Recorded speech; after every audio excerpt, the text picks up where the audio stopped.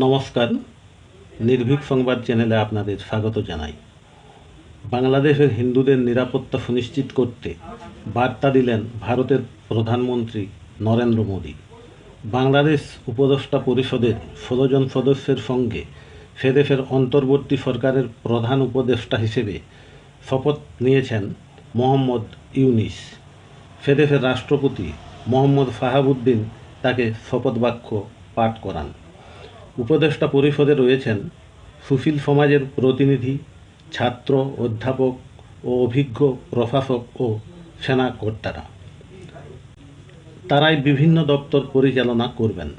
বৃহস্পতিবার শপথ নেওয়ার পর মোহাম্মদ ইউনূসকে শুভেচ্ছা ও অভিনন্দন জানিয়ে নরেন্দ্র মোদী বলেছেন, আশা করছি দ্রুত স্বাভাবিক হবে বাংলাদেশ। সেই সঙ্গে হিন্দু ও অন্যান্য সংখ্যালঘু সম্প্রদায়ের নিরাপত্তা সুরক্ষিত হবে।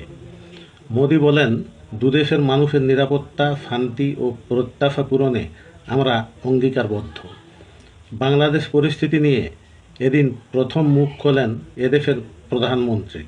বৃহস্পতিবার প্যারিস থেকে ঢাকায় ফেরার পর রাষ্ট্রপ্রধানের দায়িত্ব নিয়ে বাংলাদেশে দ্রুত আইনের শাসন ফিরিয়ে আনার প্রতিশ্রুতি দিয়েছেন ইউনূস। ছাত্র ও জনতার এই অভ্যুত্থানকে দ্বিতীয় স্বাধীনতা বলে উল্লেখ করার পর তা রক্ষা করার অঙ্গীকার করেছেন তিনি।